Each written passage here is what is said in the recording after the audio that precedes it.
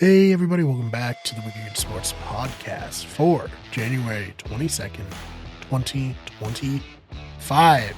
This is an absolutely jam-packed episode. We have guests, we have long topics with both of them, two topics for each guest segment. We're going to have Dylan, Jack, and Ryan coming in, helping me break down with Dylan, Notre Dame football, a little bit of Patriots football, and then for NBA Celtics, and then Jimmy Butler talk, as well as the best teams in each conference. It's, you're getting your money's worth in this one, and I hope you enjoy it. But first, let's of course start off with a bit of a mea culpa for me, because I said in the last episode I'll probably be talking about Ben Johnson becoming the head coach of the Raiders when we talk on Wednesday. And good for Ben Johnson. He did become a head coach, but not for the Raiders, for the Chicago Bears, which I think is just a really great move for the Chicago Bears. So let's just break down a little bit of what the Bears are getting here with Ben Johnson. So he was the offensive coordinator, of course, for the Detroit Lions. The Lions were second in total yards this season. They were second in passing yards per game. They were sixth in rushing yards per game and first in points with 33.2 points per game. And what's that really going to be like a big deal for the Chicago Bears is the Bears averaged 18.2 points per game. They were bottom half, not even bottom quarter of the league in points per game this season. They have a young quarterback in Caleb Williams who they really want to invest in. They think his physical tools, his mental acumen will allow him to be one of the best quarterbacks in the league. But in order to do that, they need a head coach who can unlock all the potential for Caleb Williams. And I really think when I had heard that the Bears were looking for a head coach, it seemed like a no-brainer. It seemed almost like an open secret that Ben Johnson was the favorite, was the one coveted by ownership in Chicago. But as time went on and other rumors came out, I bought into the Raiders as a potential dark horse. Maybe I let the positive commentary of Tom Brady in the playoff game of Washington versus Detroit cloud my judgment. But I guess, as most of us thought, Ben Johnson did end up going to Chicago Bears. And, I eagerly await who he adds around him and what kind of offseason moves that they make, because the Bears were 4-2 at one point this season before that Hail Mary knocked them against the Commanders, knocked them basically for a loop. And they essentially spiraled out over the course of the season. I think this is a team that has a lot of talent, and if they have an innovative coordinator, much in the same way as Mike McDaniel went to Miami and unlocked Tua's true potential and allowed him to lead the league in passing yards, completion percentage, quarterback rating. I think a very similar thing can happen here for Chicago, can happen here for Caleb Williams. And this was the right move. It's never going to be ideal. We have a quarterback who is drafted under an old regime. A lot of times head coaches like to come in and have all their own guys, but I would imagine that kind of a prerequisite to signing up for the Bears is, hey, we need you to invest heavily into Caleb Williams. We think he can be a star. We think that he can potentially lead our team to the promised land. So all in all, I think this is a great move for Chicago. I think Chicago fans have to be extremely excited they got their guy because if it wasn't Ben Johnson, I really don't know who they would have gotten. Maybe Aaron Glenn from also Detroit, but there's like that fear, that specter of Mike McCarthy potentially hanging over Bears fans, where it's like, oh, great, he is no longer with the Cowboys. It would be a very Chicago Bears thing to reject the younger, perhaps more in demand name in Ben Johnson and go with someone who's had success, but other than one time, hasn't really been able to get over the hump in the playoffs, even with Aaron Rodgers, even with, Dak Prescott. Granted, he has the same types of commentary about him. So, very good move for the Bears. If you're a Bears fan, I would love to hear your thoughts about it in the comments. All right. Welcoming to the show. You might know him from our other podcasts, The Blindsiders and Meet You at Breakfast, and most importantly, Wicked Good Show. Started it all, the first podcast in the Wicked Good Everything brand. Yes, Welcome, sir. DJ Clubber Thank you, Lang Brian. himself, Dylan. Dylan, how you doing? I'm thrilled to be here. Sports is probably my main other than movies, I guess, is probably Right. the main point of entertainment that I focus on, but it'll be nice. I'm looking forward to it. I have some sad things to talk about, some happy Mhm. things to talk about. A lot going on with football right now. So, yeah, thanks. I'm very happy to be here. Yeah, so I guess let's start off with the sad, if you will. But we got to take the good with the bad. The University of Notre Dame has come in second place. I don't know how to say it better than that. They lost the national title, but I mean, they made it all the way to the end of January playing football. Can you kind of take me through the season as a Notre Dame fan?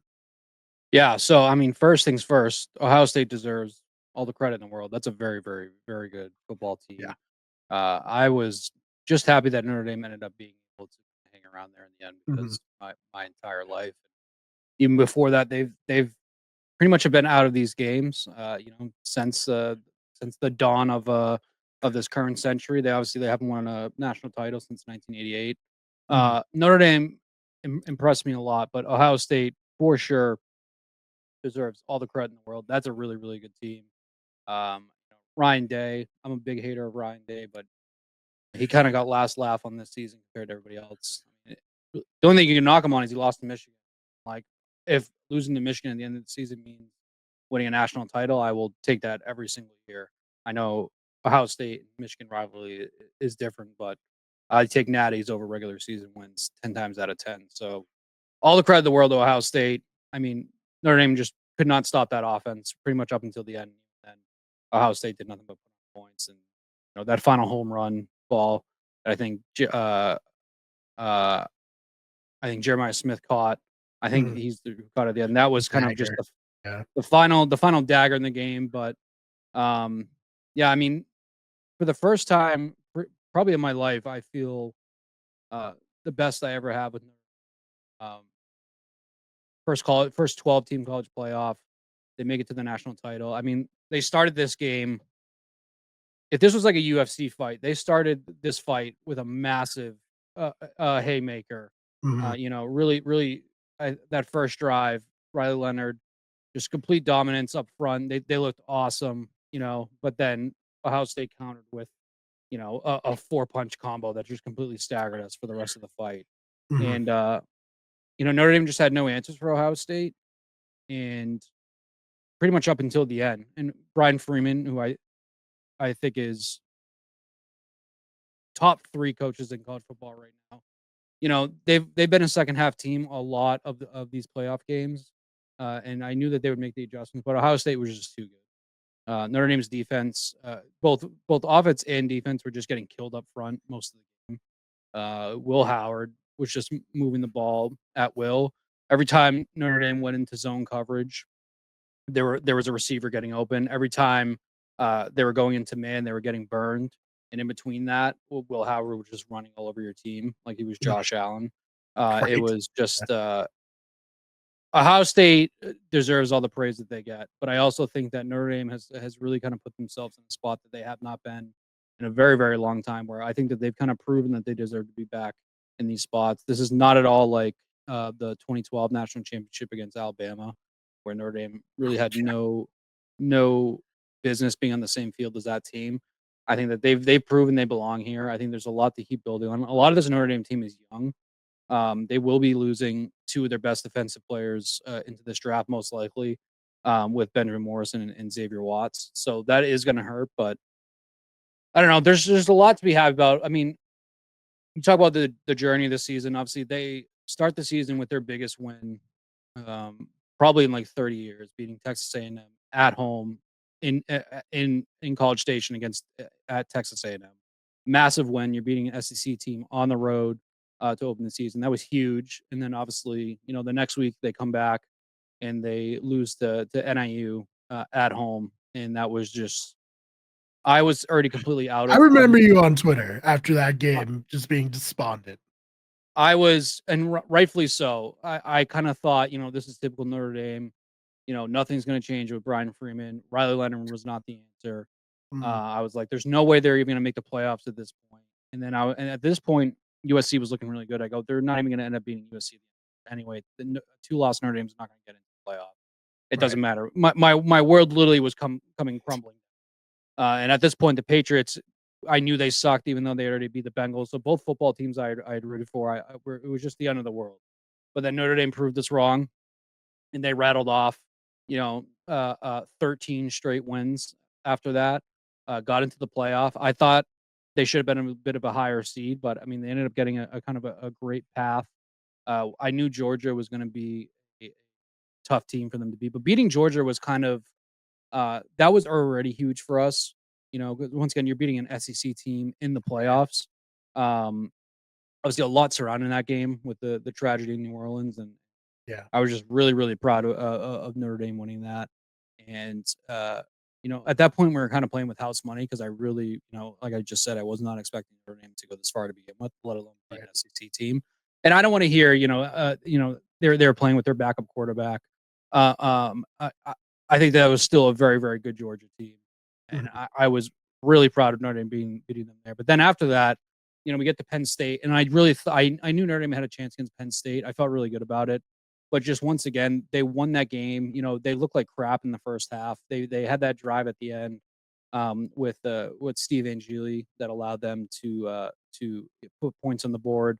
That kind of probably saved the game. And then second half, like I said, Marcus Freeman and this team has been a second half team the whole year.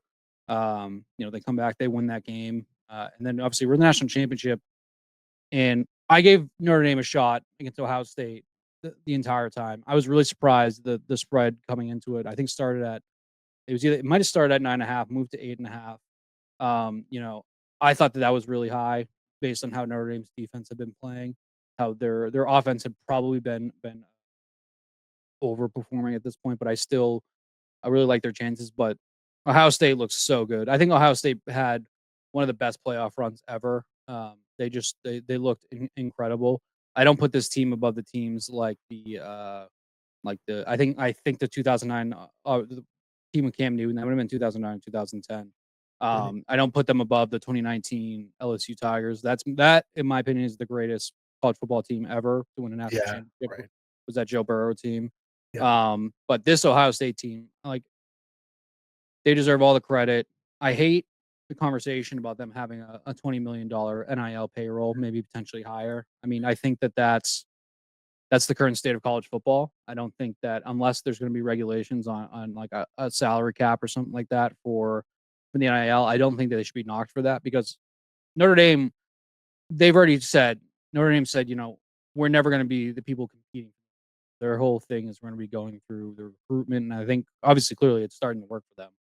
Riley Leonard obviously came in through a transfer. I don't think Notre Dame has to disclose their financials because they're a private institution Mhm. and they don't belong to a conference. We don't know for sure what their kind of NIL payroll is, but I know it's nowhere near $20 million. But I don't think Mhm. that should be a knock on Ohio State. That's the current state of college football.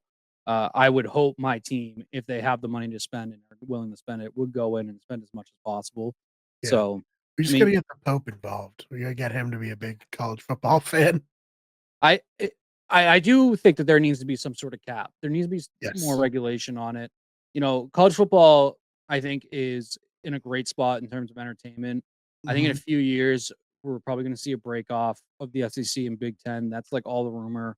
And who knows kind of where we're going to be at that point. And then I think that there's going to be a whole conversation for Notre Dame of where they go from there. I would imagine, Notre Dame is not going to take a back seat um, if that does. If that event does happen of the SEC and Big Ten breaking off to kind of do their own league, I have a hard time believing that Notre Dame at that point can just stay in the NCAA. Right. Um, that's going to get real messy. I have no idea what that looks like for other teams too, outside of for sports outside of football. I don't Mhm. really know what that looks like because Notre Dame is like this kind of like part-time ACC school too, where pretty much all other sports they play an ACC schedule or in the ACC conference. So it's like that could potentially get really messy. But I am just I'm over the moon about Notre Dame even after losing, and they didn't roll over and die like they have in They games they fought faced back in this before. game.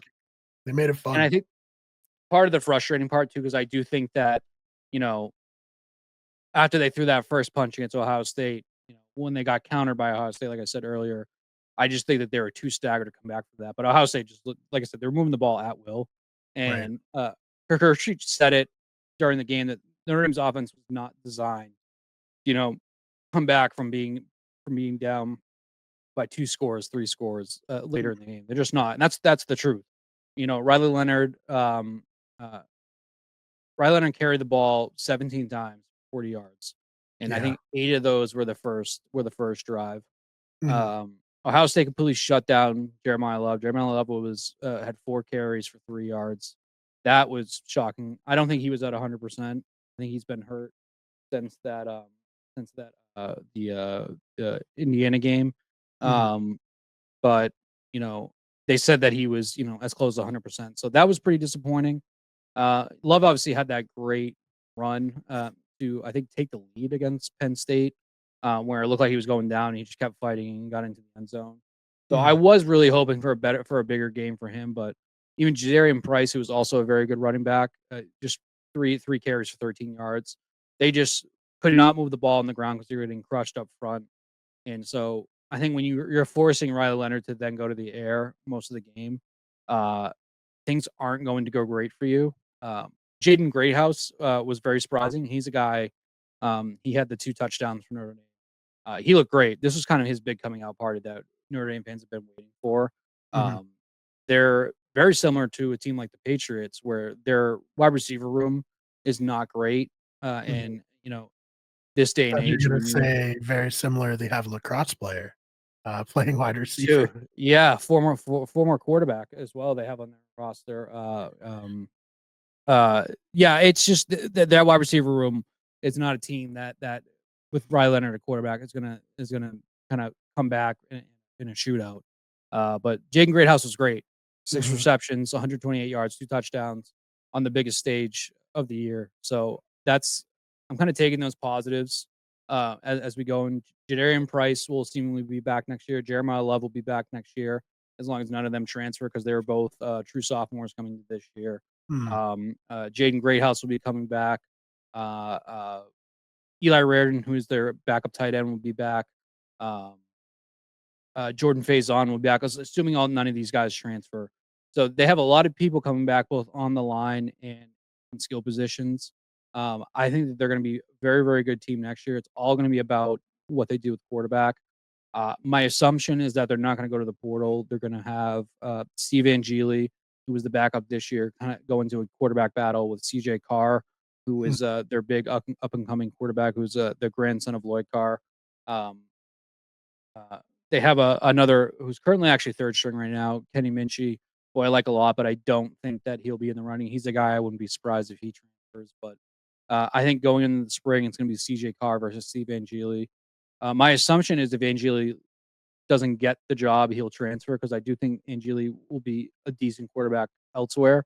I'm not convinced on him, sold that he's the future that's going to lead us to a national title, but uh, I think that'll be really interesting to watch when they have the blue and gold game in the spring. But Mhm. I'm at just like a completely different mindset with Notre Dame than I ever have been before, where it's not all doom and gloom now that we lost. That like we'll never get back here again.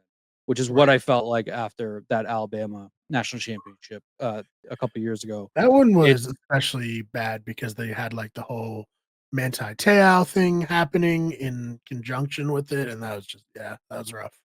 that they had that going into the game. Their quarterback Everett Golson that year ended up getting suspended for the entire year following for I think it was cheating on a test at Notre Dame, Mhm. which is like a big no Right. for a school like Notre Dame.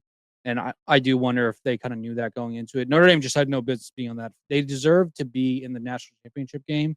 They had no business being on the same field as that Alabama. I think Manti Te'o came out when they were talking for media leading up to this game. They talked about how when Notre Dame was waiting for Alabama to come out of that locker room that game, when they finally did, and Notre Dame saw just how massive and big that team was. Yeah. Like literally, Manti Te'o turned around and just saw a bunch of guys that were deer in headlights. Which, if you watch that game, it was just a straight up ass kicking.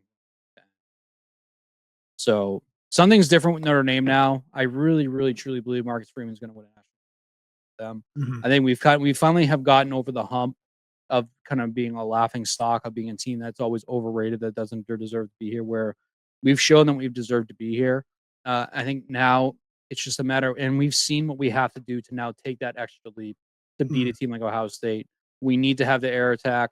We need to have, and Riley Leonard deserves all the credit too. I think he had a great end of the season, but I think we need to get a quarterback that's going to be able to both air it out and move the ball on the ground. But next year they can focus on their two running backs and have their quarterback be somebody who's gonna throw the ball. Mhm. I really truly believe within the next 5 years Notre Dame will win a national, which is something I have never ever thought before.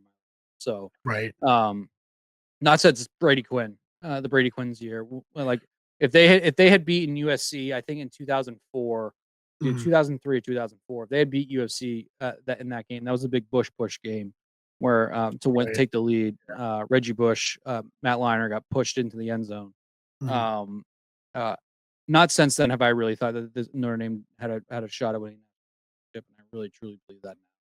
And I Yeah. think next year will be it'll be one of two things. It's either going to be that year that we take the leap, and we're a dominant team, and whether we win the national championship or not, they're a team that has a great year, and you can tell that they've improved on both sides of the ball. Or we're all going to be eating our shoes if Notre Dame comes out next year and they're a 2 or 3 loss team. Right. So I believe in this coaching staff. Al Golden, who is their defensive coordinator, I believe if it's not official, it's going to be official soon that he's taking the Bengals defensive coordinator job, which is where he coached previously. So I can see that. He's a great coach, but I do think that they'll still have the foundation to kind of continue without him. But he was awesome this year too, and I'm glad to see him go to the Bengals because I like Joe Burrow. But Yeah. yeah, Well, that defense needs as much help as it can get. yes, they do. So yeah, that's kind of just where I'm at with Notre Dame. I think a lot of fans are in that spot now too, where it's tough to take away positives after a loss like that. But I definitely felt two different ways between the end of that first half and then the end of the game with where Notre Dame was at, and it's just I only have positives going forward. I have to, or else I'm gonna succumb to the other 30 years of misery that I've faced my entire life. No, I think, as a fairly impartial outside observer, I do think you're spot on with Notre Dame, being on the ascent and, I mean, I think the bad mojo with, like, Brian Kelly being gone, like, officially, like, it's so far gone now. I don't know how you felt about him, but I didn't think he was a great coach. I think Brian Kelly he deserves credit for ushering Notre Dame kind of into this new era of college Mhm. football where we talk about Brady Quinn. Those years with Charlie Weiss. Charlie Weiss probably had about 2 good years and then Right. had about 2 or 3 really bad years where Notre Dame was in a really bad spot. Um, and there's so much behind the scenes stuff too that with a lot of college football teams, but specifically a team like Notre Dame where they have so much just tradition and back end stuff, and their alumni are massive parts of their football team specifically. Where a guy like Charlie Weiss never like hated working with the alumni. There's a big religious aspect there too. Obviously, them being a Catholic school, where there's a lot to do with them, like going to church. Obviously their former athletic Father Jenkins was a massive part to do with the school. Um, and then obviously Brian Kelly came and uh, in his third year, that was the big thing for Notre Dame coaches in their third years when they won national championships. So we had Eric Parsegian won in his third year, um, I believe with Joe Montana. Um, if I'm wrong, people are going to come for me for that because I don't remember if Joe Montana was his quarterback or not. We obviously had Lou Holtz winning his third year in 1988, and then we had Brian Kelly in his third year make it to the national championship game. Um, and then of course this was Marcus Freeman's third year, uh, Right. and and he made the Natty again. So there's like that weird aspect That of is, it's funny. the Yeah. third year for coaches. But there's a massive like tradition. I've been to Notre Dame a few times. The Catholic Church is a big part of that school. And even I'm not a religious person, but there's something magical about being at that campus. But the alumni are a massive part, and I think there's a lot of managing that. And I don't think that Brian Kelly um, ended up buying into a lot of that in the end. And so, Notre Dame was in a national championship with him. They had those games where they beat Clemson. They made the playoffs and then got smoked by Clemson that year. But Brian Kelly was able to kind of usher them into this new era. And I did hate the way Brian Kelly went out, but then he also got us Marcus Freeman. I remember Brian Kelly was quoted when he first hired Marcus Freeman that he was going to be the next head coach of Notre Dame. Mhm. I didn't think it was going to be that soon, Right. but he got us here, and Brian Kelly's now going through a very, very tough time in LSU. Mhm. And I think he's probably catching too much slack, especially for that quote that it was kind of like Brian Kelly left Notre Dame because he wanted to win national championships. Mhm. I do think that Brian Kelly, um, he I don't know if he should keep his job at LSU, but that has nothing to do with Notre Dame. Right. I just think Brian Kelly deserves the credit for the job that he did while he was here, but I am very, very happy that Brian Freeman is the head coach. And I also a lot of rumor about him potentially going to the NFL. The Bears were a big job. Very happy Ben Johnson is now the Bears head coach. That kind of means that Marcus Freeman. I've been saying Brian Freeman this whole time. I'm No, gonna you edit that out. did one time, but I that's see totally Brian. Marcus Freeman, my boy.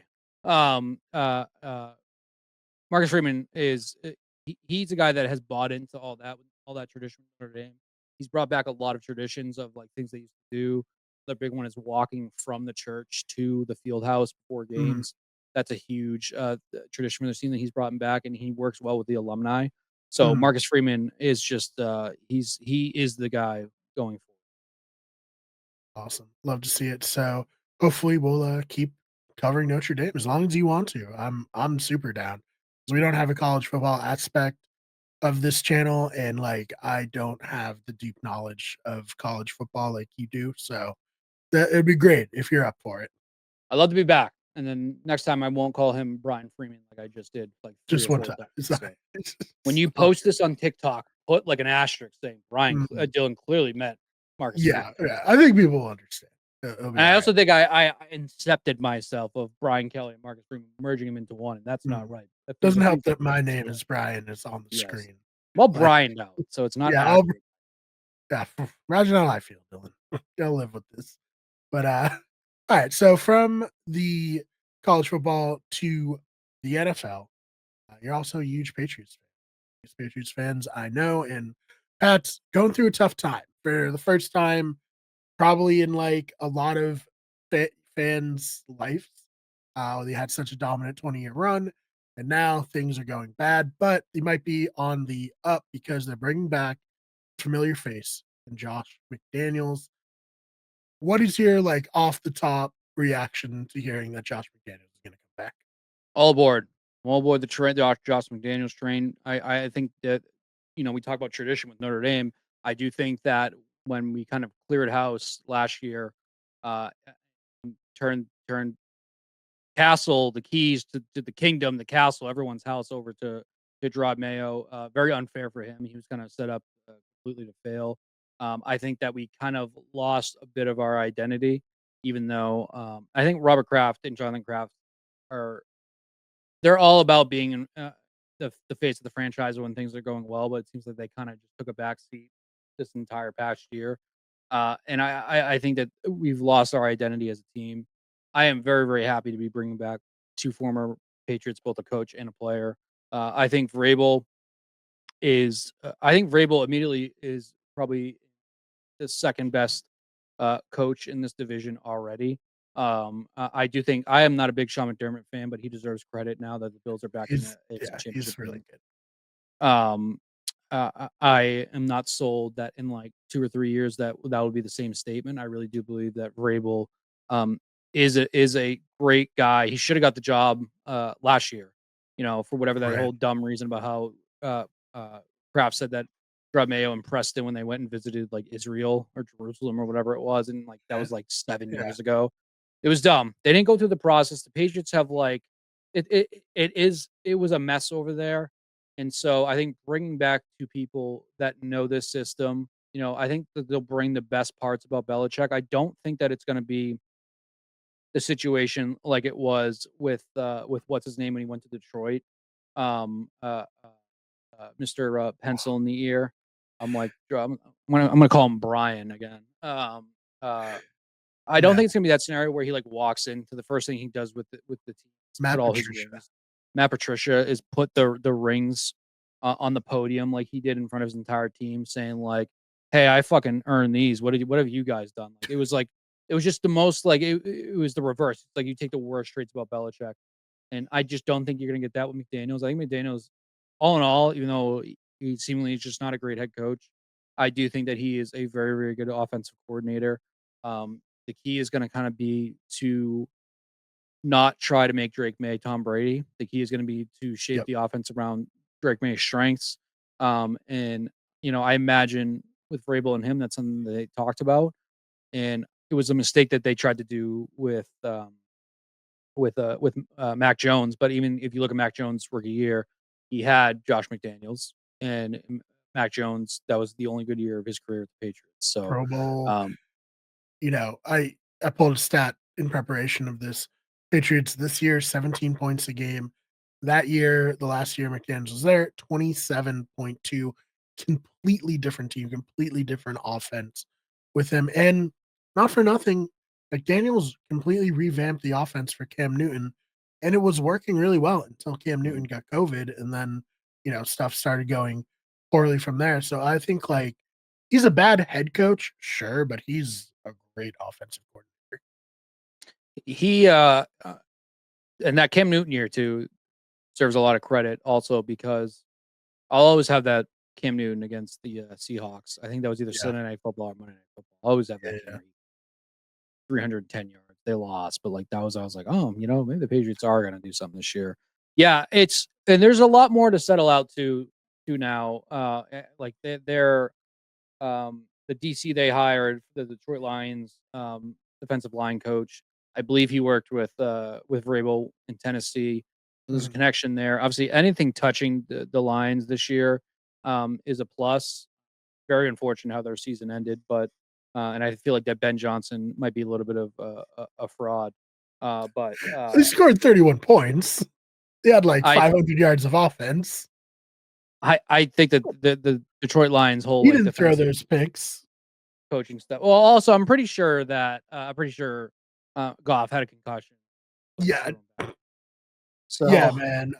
As someone who's seen a lot of concussions from my quarterback, it looked very familiar to when the Dolphins were playing the Packers a few years ago, winning in the first half. Tua probably gets a concussion and plays horribly the second half. It was very similar, so I think you're not far off base there.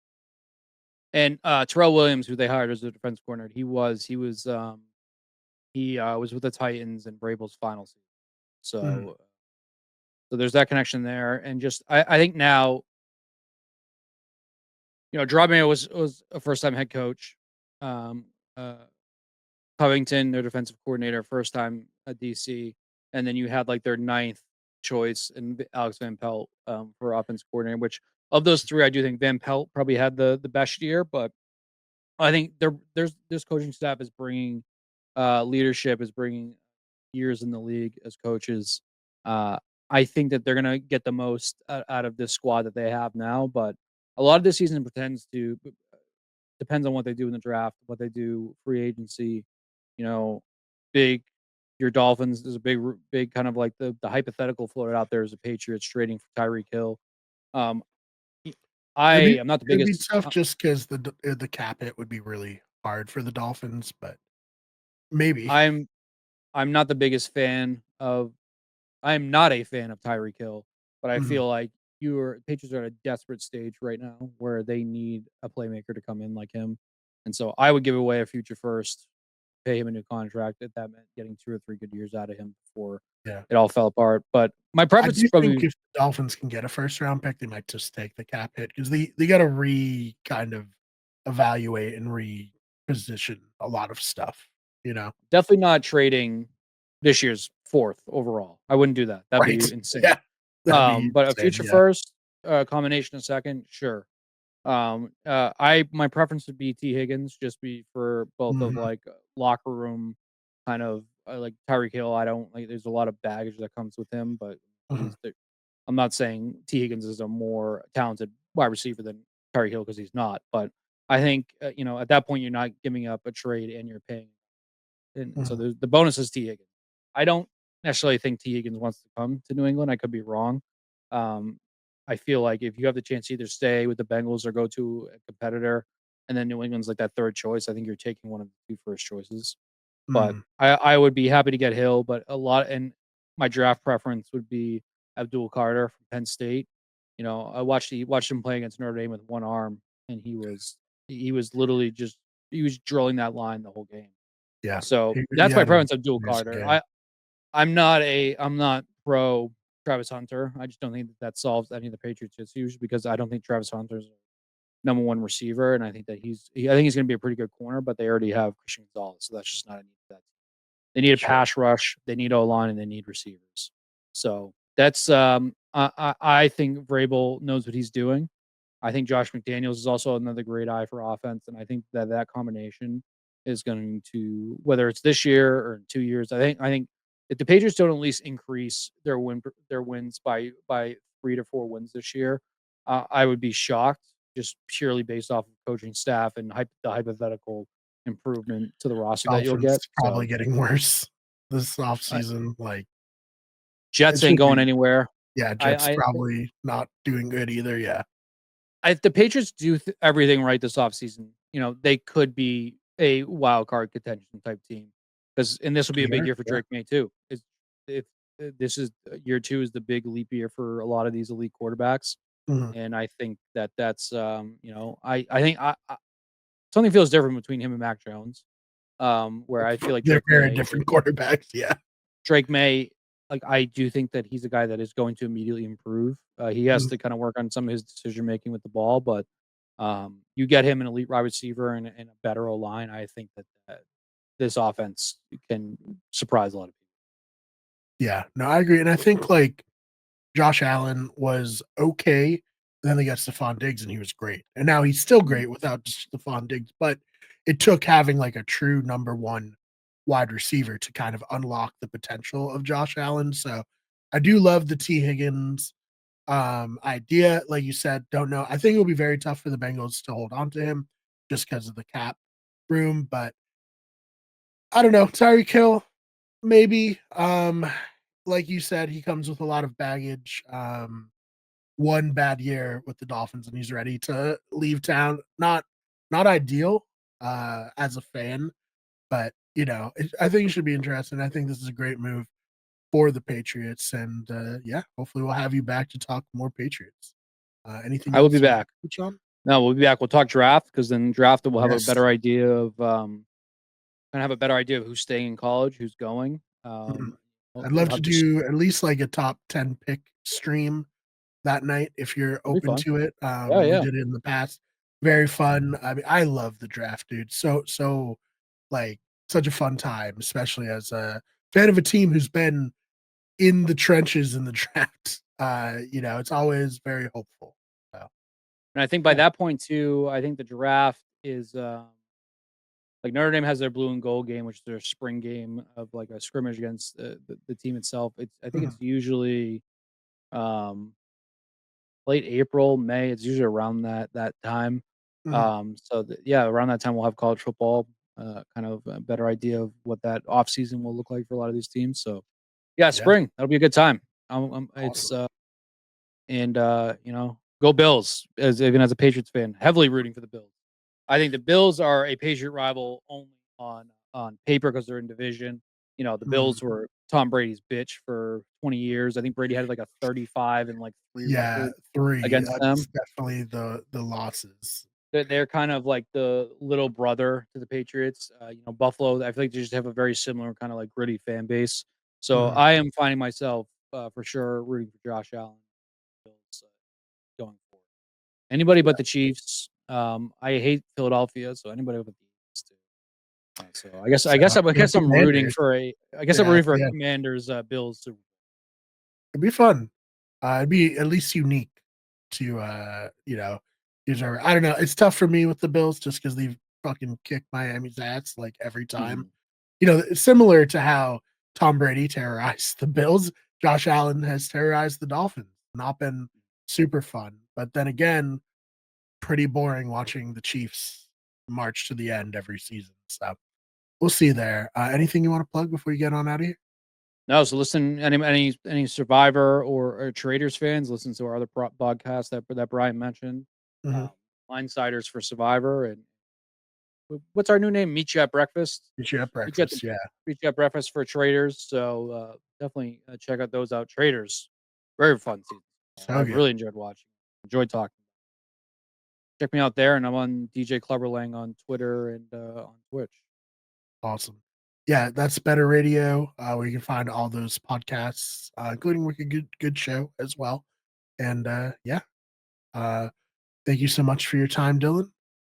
And Go transition back to Irish. Brian to close this out. Everybody, welcome to At the Buzzer. I'm joined, as always, by Jack Tiernan. Jack, how are you? Good, thanks, Brian. How are you? Doing well. And Ryan Good. Flynn. Ryan, how are you doing? I'm doing well, Brad. Thanks for asking. I'm glad to be back. Yes, yes. It's been a minute. It's been really a minute since we've done anything. I know last time we talked, we jinxed the players. Let's hope that the last 2 episodes, the players we have in the thumbnail, I don't know if they played since we put them in the thumbnail. So Who were uh they? there was Joel Embiid Yeah. and what's his name? Jared McCain. Oh, Jared McCain. Yeah, he was We really good. literally had a whole episode being like, wow, he's been so great this year. What like a bright light for a team that's been struggling to have any, positive things this season, and the next day gets hurt for like the Yeah. year. On Like, well, They do. I will say they do have that. They have that other guy, Guershawn Yabuzele. Is it? You know what I'm talking about? hey, I know you would know better than me. Gershon Yeah, Yabusele. Yeah, He's whatever. But he's like he was like out of the league for a bit, and he's like come back, and he's like he's just like a reliable starter. I feel like, which is kind of cool. Do you know what the first team he played on in the NBA was, Ryan? I think the Celtics, right? Boston Celtics, baby. He Yeah, was no, I remember he was on the Celtics for a little bit, and he got like I thought so, and he got it. Didn't he go Euro for a while? yeah, he is French originally too. He So was like like a he guy felt like a career Euro Euro guy, leaguer, but then he came 100%. back, and he's like pretty. He's solid. He's been Yeah, good. yeah, he got some rebounds. He was a dancing bear in Boston. Throwback. But shout out my Gershon Yabusele fans out there. Yes, and Philly, we won't put him in the thumbnail. We promise. We will probably put Jimmy Butler in the thumbnail. So been some interesting times for Jimmy. Not great. I follow a lot of Miami-based YouTube sports YouTubers because of the Dolphins. So I've been like hearing about certain things going on, but Jack, can you explain it for our audience? Like, what is happening in Miami with Jimmy Butler? I think we should definitely red flag that there is a good chance that who knows what happens. This is a pretty fluid situation. He could very well, like tomorrow, say, I'm not playing basketball ever again. And then he would yet again have the Wicked Good Sports thumbnail curse. But I think, if Right. anything, he, over the last couple of weeks, I guess at this point, has just been pretty much just indifferent to playing basketball, it seems, or at least playing basketball for the Miami Heat. We knew, and I think Pat Riley knew. I think any team that has worked with Jimmy Butler knows that that's kind of what Jimmy does. Like he's kind of does his own thing sort of mentality. He's kind of like Ant Edwards, that is, except old and like less good at this point, I think, and like has kind of less of a bag, all things considered. But with all of the ego and like no real pull behind it. So he's kind of been saying like, I don't want to play basketball here anymore. And I don't know if that is in part to like Tyler Hero and Bam Adebayo's ascendance. Like Jimmy Butler is no longer the clear cut number one on that team, um, to the point that I think he's frustrated with it. He wants to go somewhere, whether it be a place that is just no longer at one point was his team, because the Miami Heat, let's face it, for the last 3 or 4 years has been his team. And now he's essentially, I don't want to say fading into irrelevance because he's by no means irrelevant, but he definitely is less good, less durable, I guess, and less superstar than he used to be. So, long story short, he requested a trade. Pat Riley said, "We're not trading Jimmy Butler." And he was like, "Fine, I guess I'll play." And he was suspended for a period for basically disobeying team conduct. So now we are at this point where he came back and played. Nobody really knew what he was going to do that first game, and he just was kind of mid, honestly. That was it.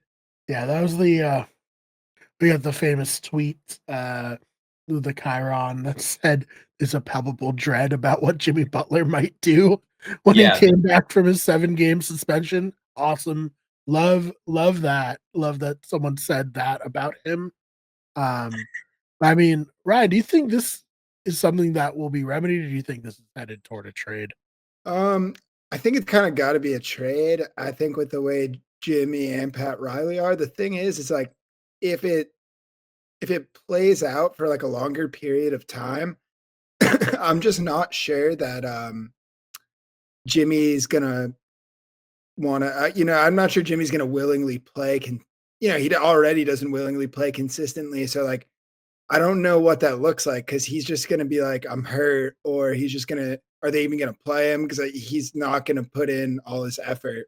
That's just kind of how he is. He's very upfront about his emotions, and also the tricky thing is he's always been a load manager. So he's like big about like if I'm injured, and he does it in this really tricky way. He's like, if I'm hurt, if my body's not right, then I'm not right. So I put everything into feeling 100%. So I think that's kind of where it started was, Riley made a comment that Jimmy does this on purpose. Basically, he's kind of soft, right? Because Jimmy Butler and the Heat pride themselves on being very tough. And I think ever since then, that's really when you could just tell Jimmy, right? I don't know the guy, but I get the vibe that you make a comment that he's like soft, basically like he's never going to forget that. And you're probably not going to be able to 100% rebuild that relationship. So I do think he'll probably have to move. I just don't know the logistics of it. Like what team wants him that is going to put up with the 40, 50 games? Right. That's a question because they're going to have to give up a decent amount. Or it might look almost, it's not the same thing at all, but like the Ben Simmons thing where it's kind of like this longer period of time. But I don't think the Heat would, I think they would want to, but I think they would give in quicker than Daryl Morey gave in. So it'll be interesting to see how that plays out. Like I said, I'm not sure it's going to be like extremely quick. I'm not even sure. Do they settle it this season? Who knows? Right. Yeah, I mean, sorry, Jack, you go. Real quick. Yeah, I was going to say the contract situation makes it sticky too because his contract for that goes next up. year, it's a player option and it is for $52 million. So he signed a 3-year max when he signed it, right? So of course, surprise, things have gone south, which happens typically with these max contracts. Not all of them, obviously. Like you look at Jason Tatum, you look at Jaylen Brown. Let's not curse them. But like for Jimmy, I mean, you kind of know what you signed up for when you signed him to a max deal. So you got $52 million on the line that he's going to accept, most likely considering his age, considering how he's played. So that's going to whatever team takes him. Yeah, I think to be honest, Pat Riley is known for having a strong personality and conviction, especially in his later years. Not really in his early years, I think as much. But I I think he personally, I think he probably should have kept his mouth shut on Yes. Jimmy until they kind of have figured things out more. Because they do have some interesting players, and it's like with Jimmy would have he'd probably play in the playoffs. It makes you guys might be competitive as a play-in team, but Yeah. now you don't have him on your side, and Tyler Herro is honestly I really didn't like him at first, but Same. he's grown on me a lot. He's just like a pretty solid player. I think it's crazy people used to compare him and Jordan Poole. Even when I Same. didn't like Tyler Herro, it's absurd. Tyler Herro's a way better basketball player overall. Agreed. But it's not enough without Jimmy, I think, to really even make a dent. No. Maybe you win one series against like a really shitty team on a really shitty year, but I don't even know about that. Yeah, no, it makes. I mean, Jack, do you have not a prediction, but like, I guess, where could he end up if he ends up anywhere? I think Ryan and I were chatting about it earlier too. I think like if I had to guess, it seems like Phoenix is the like most likely scenario just based on like salary matching and like picks and assets. But like I mean, what assets does Phoenix really have? They swung for the fences with KD and Bradley Beal for that matter. Um, I feel like maybe Golden State. I think I think those two are probably the likeliest options. If I had to pick a dark horse, I would say maybe. I mean, I don't even know. Like that's the thing. Like I'm thinking about salary matching from that perspective. I guess I would go with Milwaukee, which is a really weird fit, and I don't think it would be good considering they already have shooting woes, and Jimmy isn't exactly known for being like a 3-and-D type of guy. Um, I just feel like you already have an old superstar in Dame type of thing, right? Like I don't think Milwaukee will end up doing it.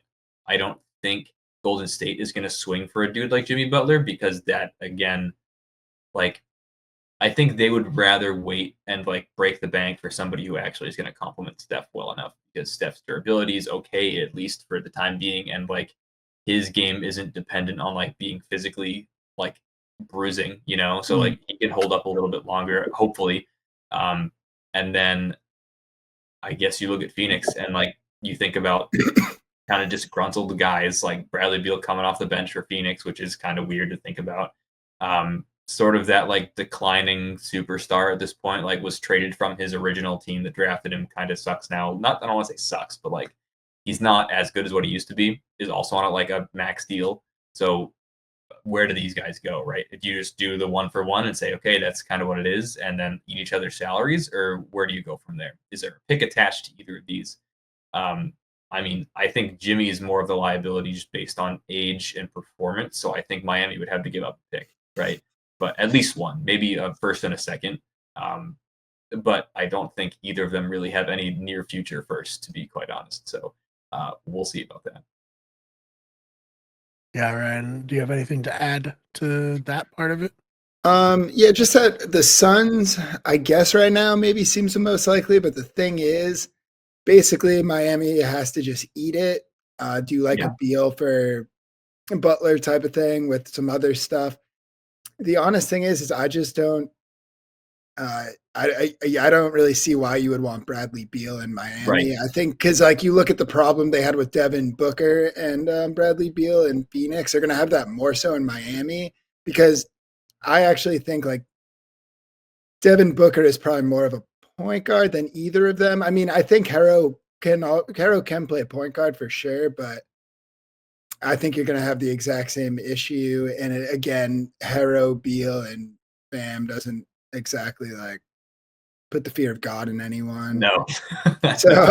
And so that's I think tricky. I think the most interesting, personally, to kind of disagree with Jack a little. I think Milwaukee is probably the most interesting. In theory, Phoenix, it would make them better, but just the way they've played this year as a team and just what I've seen, and also the management there, just everything that's going on. Even if they do get Jimmy, I think it just continues to be a mess. I'm not sure that him, KD, and Booker all just like check in together. I think it's like this really weird team where like, right, the Suns looked kind of hopeful. Then it was like, all right, we got to fix some things. And then they completely blew up everything. And now Yeah. he's kind of, you're stuck in this like, basically like star purgatory where Devin Booker is like kind of in the prime in his career. And he went from, I think, being supremely overrated. I thought he was very overrated for a while. Now he's probably actually maybe a little underrated. I'd say underrated. I agree. He's a good player. I mean, I used to hate him. So anything I still don't really like. I mean, he's not. I don't love him. He's just. I don't think he's that much more than a offense heavy scoring guard with a little bit of like playmaking upside. That's honestly about all I see from him. I mean, he is a good like. I just don't think his ceiling. He's basically the maxed out version of Bradley Beal or exactly what I was going to say. Or Harrow, that archetype, honestly. Yeah. Yeah. But again, the thing with him is what he demands, and he's not. I think he's very overrated defensively. Oh, he sucks defensively. Yeah, he puts. Well, he at first it's like that thing where at first he was like overrated, then it's like because now some people are like he's horrible. It's like he does try. He used to. I haven't been watching him this year. He did when he had something to play for. He does try at times, almost as like the cat thing sometimes, where it's like kind of too much and it's kind of embarrassing. Like he'll start like flailing his arms around and stuff. But you think of all those pictures and screenshots that have circulated over the years of him like flailing, like that's exactly right. But, yeah, but look at like I remember one time when I always thought it was crazy. People compared him in. Well, actually, like a year and a half ago, some people thought he was better than Tatum. I personally thought it was even kind of. I think even him versus Jaylen Brown. I always thought Jaylen Brown was better, just overall. And if you remember, like at one point, Booker like defended him a couple of years ago in one game, and everyone was like, like, oh man, I can't believe that happened. It's like, who thought that was an appropriate matchup? Yeah, I don't care if they're the same position, and why? How would you think anything but Jaylen Brown would just destroy him if he's defending him? But he was willing to do it. Is my point. Like I feel like a lot of star players aren't probably going to eat a play like that. He does. So there is that. But yeah, I just don't. I guess the Bucks would be my. I think it may because we know that Giannis and Lillard are kind of locked in. Jimmy decides to get in with like 30 games left. Yeah, maybe those three. Maybe that's enough. I mean, that's a lot. Those are three really good players together, and yeah, Jimmy's shooting, but I mean, you really just own in on Dame's perimeter skills, and also you could put Butler. I mean, you could kind of put him you could put him at the 2, and then with like Giannis at the 4, you're pretty covered defense. If he's willing to play like fully on both sides, it does help Dame a bit. So I don't know how competitive it makes them at this point. I was kind of debating if they're even still like, a big viable threat, but but I mean, we're going to have a really hard time guarding Giannis. So if we for instance, if we play them in the playoffs, I think we could get screwed. Yep. But the Knicks should make sure. I mean, well, they've got smaller guys, but they got Cap to guard Giannis. I mean, that's insane. Just have him better than Horford or Porzingis, to be honest with you. Just have him. No, I would think you put OG Anunoby and Bridges on him. I would think you have those two pretty much double him. Yeah, and you just try to cover Cat as much as you can, which is still. Just keep him in the paint. I hate to say it, like he's okay. He's not good. Don't get me wrong. He's no Rudy, but he's something. Yeah, you just have him kind of roam in the paint, but it's not going to stop Giannis because once Giannis gets downhill. There's nothing you can do because it's not like Giannis isn't going to be catching lobs. But that's with every team. Right? Giannis is going to be driving in, going downhill. And that's going to be hard for Cat. That's why, but if you have Cat kind of hang around in the paint and then you have the other two double team him. On the perimeter. Just don't in theory, I mean, it's just, I wouldn't say he's, to get into it with the Celtics, it's not impossible for us because it's like in theory, we could do a similar thing where like JT is way bigger than both of those guys. I just mentioned him and Jaylen Brown. You really have them work on him. If there is a guard, you don't mind getting on a switch on Giannis. It is, I mean, actually there's Drew or two, Derek. Drew or Yeah. Derek. They're great for that kind of stuff, as tough as Giannis is. Yeah. It, Well, just to wrap it all up, don't think Jimmy Butler will go to the Suns then. I think it might be the most likely, but I don't. Yeah. I think it just crashes. I think he just goes to star purgatory, and maybe there's some momentum. But I think it kind of crash and burns, Same. and you just kind of forget about them. But they put up points and are a team in the NBA. Yeah. Right. I agree. All right. Well, moving on from that, let's talk a little bit about the mid-season. We're about halfway through the season now. We kind of want to, get the top 3 teams from each conference who we think is really a championship contender. Obviously, different things can happen in the second half of the season. I always think about how when a few years ago, we're talking about the Celtics and the first half was such a disaster. Mhm. We were talking about trading Jaylen Brown or Jason Tatum, figuring out how to do this, and then they went to the finals after that. But for now, I guess, Jack, do you want to start off with your top 3 teams from the East? Yeah, if I'm looking at my East right now, I mean, in my opinion, I think it is a clear, just based on record alone, I think that's a fairly accurate depiction of who I anticipated being there. And that is looking like the Cavs, Celtics, Knicks, probably not in that order, to be honest with you. I think probably initially would have thought Celtics, Knicks, Cavs based on offseason moves prior and just obviously championship pedigree now that we have as Celtics fans. I think you look at the Knicks, they're still kind of trying to figure it out a little bit. They'd swung for 2 huge trades this offseason. They have obviously, I don't want to say trying to figure it out. They're 28-16 right now, right? So like they've kind of got it together for the most part. Spacing is a little bit weird, which I think we predicted, and like Mikal Bridges has been a weird fit, all things considered. But he's not he's not a net negative by any means, I don't think. I just think from like all things considered, I don't think those lineups are really like doing what Tibbs at least anticipated them doing. So we'll see what happens there. I think Celtics being the number 2 seed is a little surprising, just based on like how many games we won and how well we performed last year, just like utter dominance basically. But there is some regression to the mean. Basically, dudes are getting a little bit older. Obviously, KP was out the first half of the year. Got to get our charisma back with him. We have to figure out how to work Pritchard in. Which I think we've started to do again now. We've had this kind of weird like 500 game stretch over the last 15 games.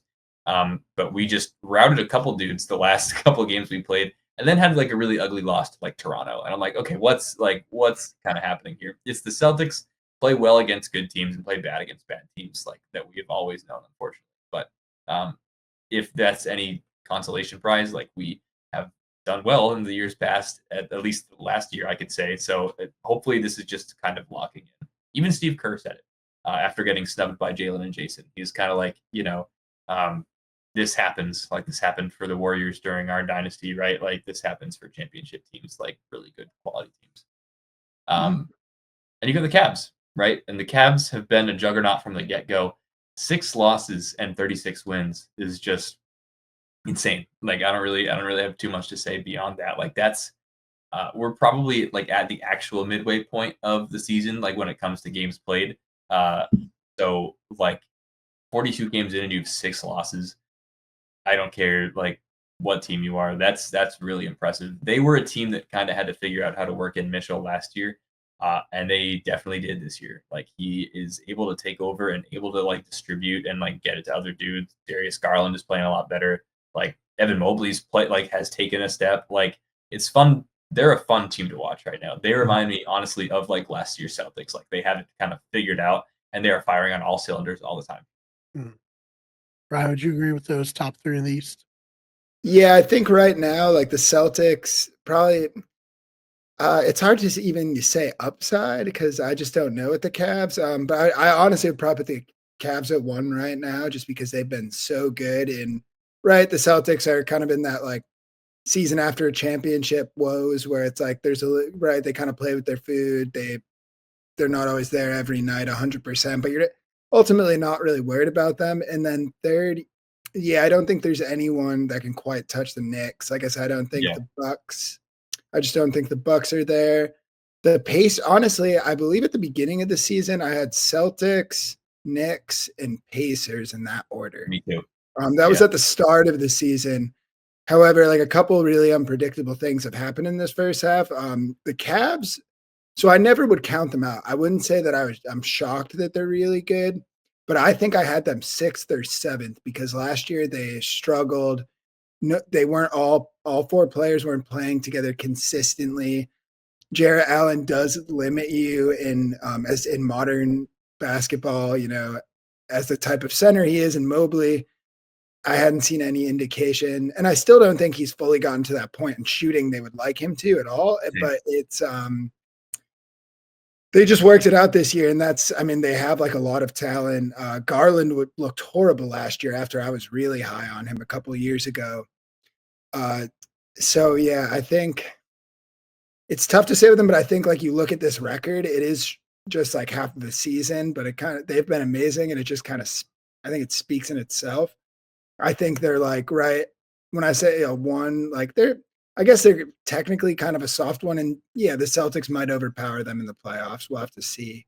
But right now, I think it's those 3. The other thing that kind of threw me off is the Pacers. Tyrese Halliburton was horrible to start the year, really struggling to the point where I really wasn't sure what to make of it. Right? Is this going to hurt him his entire career? Is it kind of done? He seems to have picked things up mostly. I don't think he looks quite as like good as he did, like, when everyone was really high on him like the last couple of years, but he's getting there.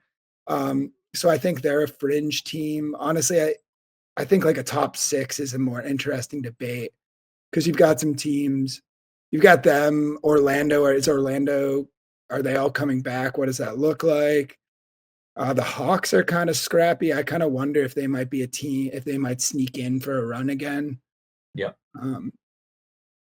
They were actually a team I was considering for Jimmy, but it would make no sense. It wouldn't do enough. But they are like an interesting team to me right now. For like, probably just because they beat us. But like, man, say what you want about Trae Young, but like at the end of a game, he does just turn into like fucking Jerry West. Like, so good. So good. I know when people are like, because that's another one when people are like, oh, Trae Young sucks. It's like, no, Trae Young is really good at basketball. He's one of the most talented players in the world. He's an incredible guard. He makes some very poor decisions, and he's hard to play with. But and he's not always consistent. But he's he's so talented. Yeah. Very talented player. And the Hawks have found a way to make him work. Make it work this year. It seems like Jalen Johnson is the first player I've seen him. I think his usage is like he's not scoring like he was before. I don't know if it's changed in recent times, but last I looked, he's averaging like 23, 24 points a game. That is not much for Trae Young. He has a willing second that he's working alongside. And then they got like guys like Dyson Daniels that can don't really need the ball at all. And, but also offer some willing passing. So yeah, to me, they're just like an interesting team to kind of look as like just like a floater fringe team that could like win a series on a whim. Yeah. What about top 3 teams in the West? Do you have those off the top of your head, Ryan? Given they are healthy, I think the best team is OKC right now. Mm-hmm. Probably after that, I'm gonna go Denver. Just because of Jokic, I don't even know where they're ranked. I can then third. Oh, that's really tough.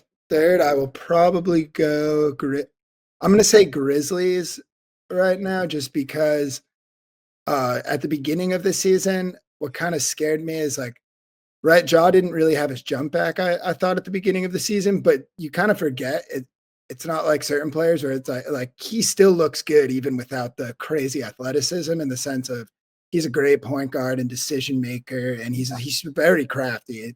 And I think we kind of forget about that sometimes. So now he's like back in full swing, right? Like I think he just had that back on TikTok and all that. You throw him in, that team was built pretty well around him. I think they can be pretty good. Even just having like they make some weird, interesting like draft choices and stuff always to me. But like, even though he's a rookie, like having Zach Edey as like a super tall guy for certain matchups, just like off the bench, heavy offense. I think I kind of like I'd probably say those three teams. I'm and then a close fourth is the Rockets. I think the Rockets are really good and we should definitely talk about them. They're just very young and they've had no experience in the playoffs. And there's just a couple things like I think Shane, right? There's all these different talented big men. You're going to really target Shane Goon, I guess, and like, right? You've got Dylan.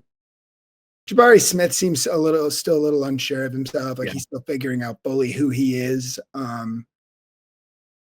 Right? They're still trying to figure out what Amen Thompson's role is. So like, how does that emerge in the playoffs? I just think they have more to figure out and they're younger, but I think honestly, I guess it's tough, but like how they're performing right now, I guess I probably put them above the Grizzlies. And I only put the Nuggets above the Grizzlies because of Jokic and just like just my faith in him, especially in the playoffs. Yeah, that's what I would say. OKC,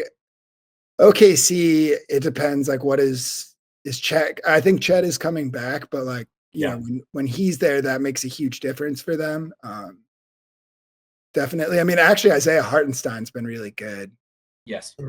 I mean, he's been a good player for a minute, but yeah, that's what I'd have. I'll say OKC,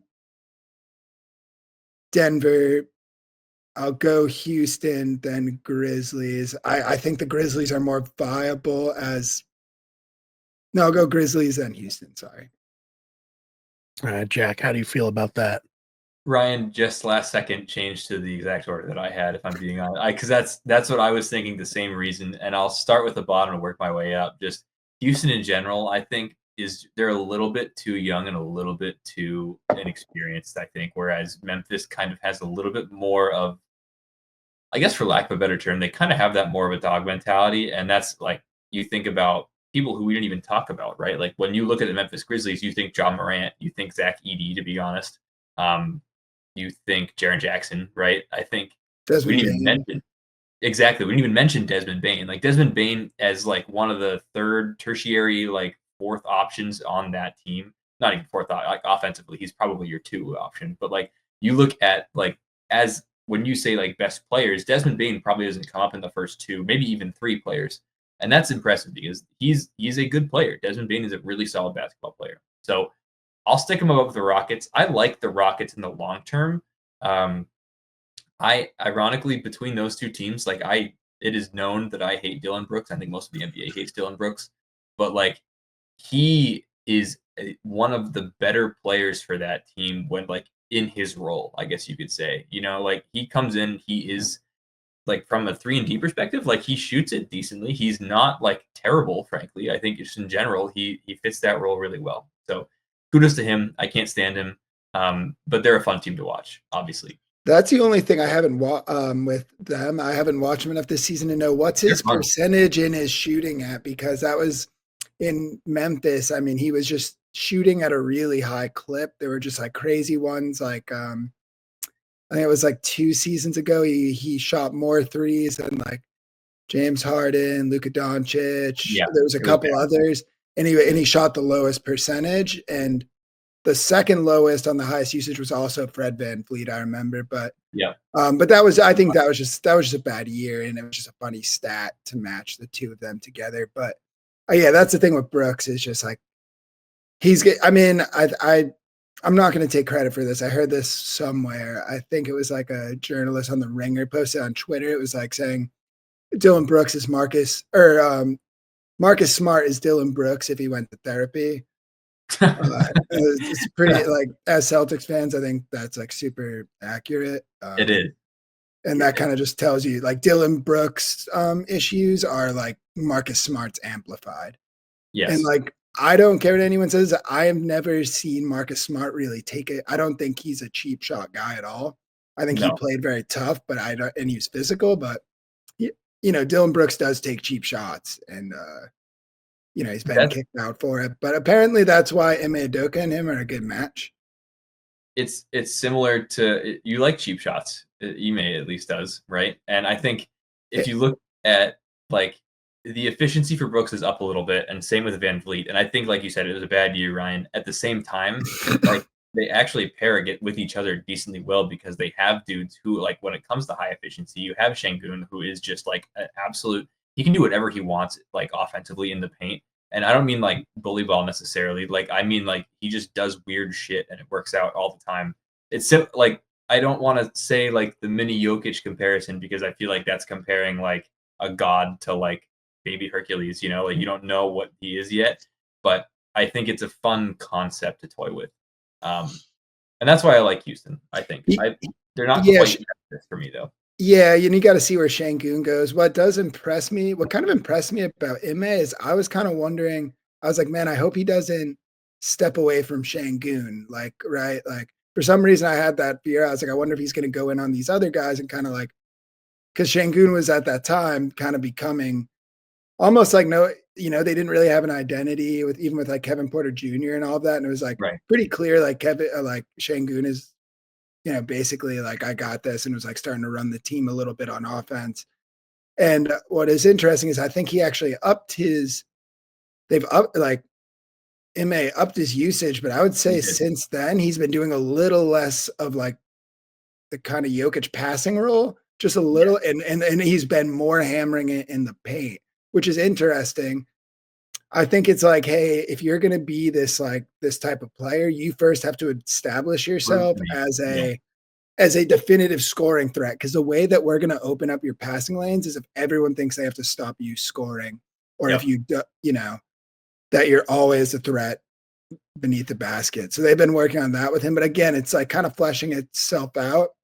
I think at the very least, he's looking like as an offensive scorer and facilitator, he could be more of a dominant factor than Sabonis, possibly. I agree. Is that fair? I don't know about Jokic. You can't really get there yet, but I think it's like, oh yeah, this guy can give Sabonis a run for his money. He's not as good on the boards, but there is that. I agree with that entirely. All right. Unless you guys have anything else. Here, no. All right, give it to the audience. Let us know your top 3, East and West. And other than that, guys, thank you so much for your time today. Jack, do you want to promote anything before we get on out of here? Yeah, you can follow me on Instagram, and that's at JC Tiernan, or you can follow me on Twitter, both, or X, whatever you want to call it. That's at Jack_Tiernan. I got myself all crossed up there. Follow me those places. I've got sports stuff going on all the time. Awesome, Ryan. Same thing. Anything you want to plug? No, not at this time. All right. Well, thank you both so much, and we will see you all in the next one. So that's it. Again, long episode, but really appreciate you sticking all the way through if you did. But if you wanted to watch clips, you could have just done that also in the future.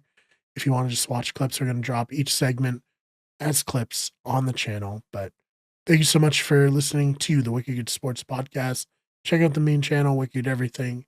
Check out our podcasting channel for non-sports podcasts, Better Radio, and our nerdy news channel, Those Fake Nerds. Other than that, thank you so much for listening, and we will see you in the next one.